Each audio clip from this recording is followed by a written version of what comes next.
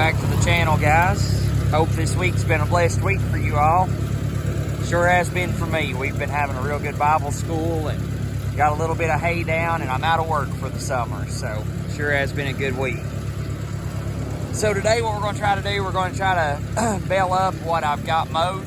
It's not much, but the first task for today is I'm going to try to rake all this up out of the wet down there, because I know if it sets near the moisture, it's going to keep on drawing moisture. So what I'm doing is I've started and I've give about 4 or 5 laps up this way, and all I'm going to do is just start raking this hay up this way out of that swag. Now there's 2 reasons why I'm doing that. Number 1 is so the hay is just not laying on wet ground, and number 2 is that once I get it baled, I don't want it sitting on wet ground either. So that's going to be the first thing we're going to do today, and then I'm going to probably turn Dad loose with the rake, and I'm going to get out the big brown and start baling some, and then we'll use our New Holland to stack and load with.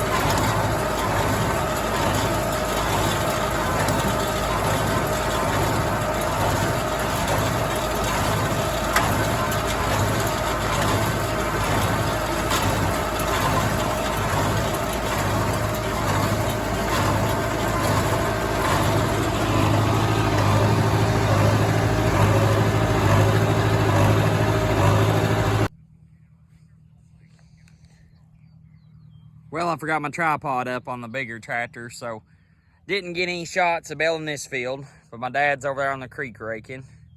And that's not a bad turnout for no fertilize. That was just first crop, and each bale averages, I'd say 40, 45 pounds. Pretty good looking hay. Hard to beat old Reliable. That tractor's sure been good to me. Let's go get the Grapple. Well, guys, it's been a little while since the first part of this video. I'd really planned on getting a lot of footage of running the Grapple, loading people's trucks, but every time that people get here, it's always such a rush. So I've got some hay in the barn, maybe 70 bales. I'm going to restack those because I was really in a rush. Some of it's on my truck, and some of it's already stacked. So I'm going to restack everything, and hopefully in that time footage, or in that time frame, I'll show you all how much better this thing works on this TN60.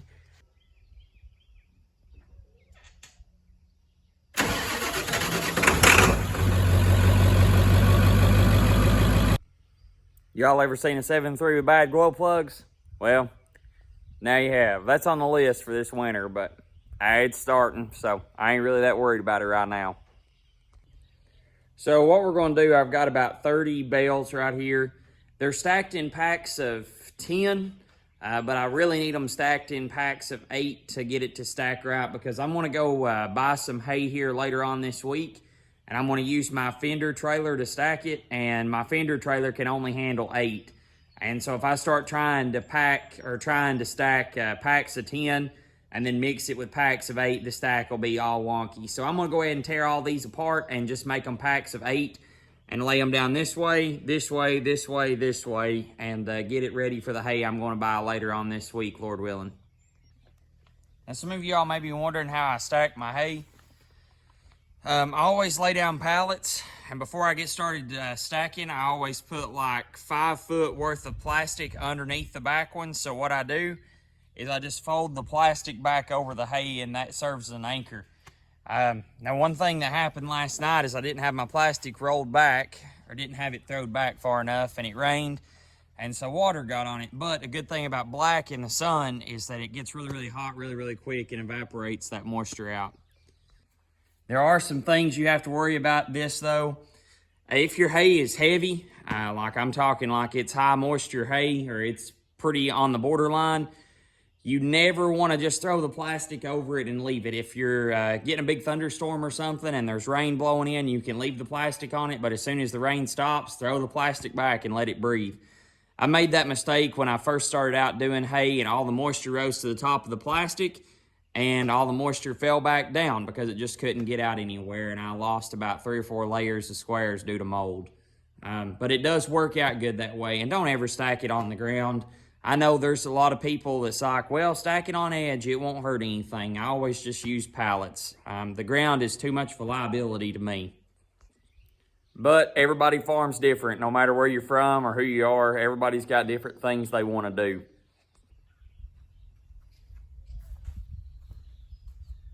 So if you've seen my other videos, you know this is called an Grapple, and the reason why it's called an Grapple is because you can drive around and accumulate the bales, which means put them together as one pack, and you can also use the hooks to grab them and pick them up. Now, the ones that go behind the baler does work a lot better because it's a lot faster, but in my tight little fields, it would be really tough for me to get one in that's a trailer style. If anyone knows about Hostler, I think, the ones that's fully mounted behind the baler that has the caster swivel wheels, those would probably work pretty good in my little fields. But this is a good way for y'all to get started at like half the cost. I've even seen like Landowners, they're about $1,900, $2,000. But anyways, long story short, all you do is you just drive along, you pack up 2 long ways, 2 long ways, 2 long ways, 2 long ways, and then you can hit the corner and make 10. Now, as I said earlier in the video, we're going to turn these back into 8. What we're going to do, we're going to take out this, and that over there, and we're going to push this bar forward, and that's how we'll make our packs tight when we're stacking them in the barn. Another thing someone told me whenever I first bought this thing is that I could not grab the hay sideways. But I have figured out you can grab it sideways. So that's how I stack, is I stack some this way, grab them sideways, stack this way, and vice versa. But that only works on 8. If you do 10, you kind of have to grab them different directions or different sides so they'll stack, and this is your tile layer, these 2. But I like using the 8 because it's a full tile layer. So we're going to go ahead and get these bars and these pins out, and then we're going to go ahead and maybe start trying to unload some of this and stack it in the barn.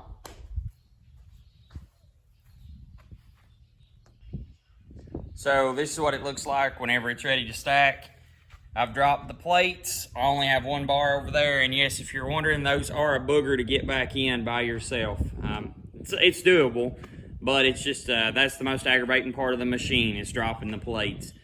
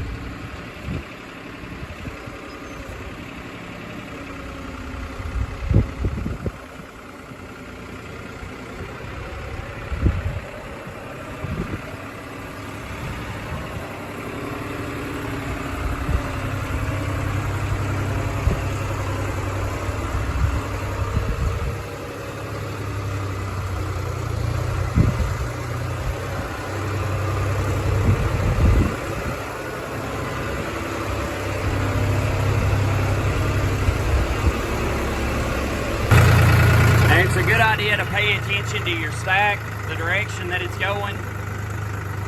I got off and looked at this one, and it's wanting to go forward just a little bit, so I'm going to put these a little bit further back, if that makes sense.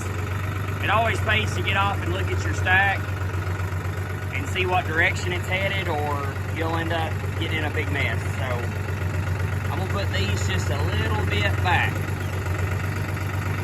And then all I do is push this remote up, and it turns them loose. Anyone who's also been around New Holland square balers knows that they don't always make consistent bales. So what I'm going to show you is a trick that I use to make sure that the stack stays pretty sturdy. You can look this way and you can kind of, it's hard to tell on the camera, but the stack was wanting to go this way. And let me show you something, if I can walk across these pallets without breaking an ankle. All right, so we loaded this crossways, and there's 4 or 5 inches over here that's just left. So I know that it's going to take every bit of these 4 or 5 inches. So what I'm going to do with these bales, I'm going to pull them all over and try to make this straight. And listen, it's okay to have a little gap in them. It's not going to hurt anything. If anything, it'll just provide more airflow through it. And I'll tell you what probably caused that. We baled this right here below the barn, which is in the earlier part of this video, and they were spitting them out perfect, but it was consistent windrows. The hay was consistently the same size all the way throughout the field. I loaded a guy's trailer, had no issues with it. Every bale was within 1 or 2 inches. Well, then we go down to the creek where it gets heavy, gets light, gets heavy, gets light. And that's the problem. When you have inconsistent hay, you're going to have inconsistent bales, whether it be windrow size, shape, whether it be thickness of hay, it's going to happen. I don't know if inline balers are as bad for it as like side delivery balers, but mine doesn't like inconsistency.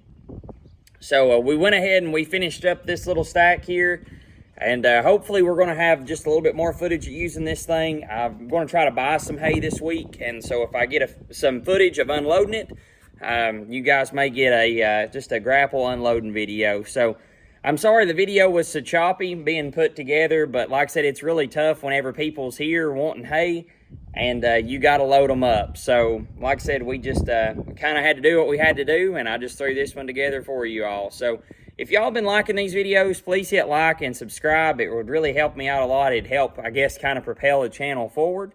And thank you all for all those that's been watching here lately. So I hope y'all have a blessed day.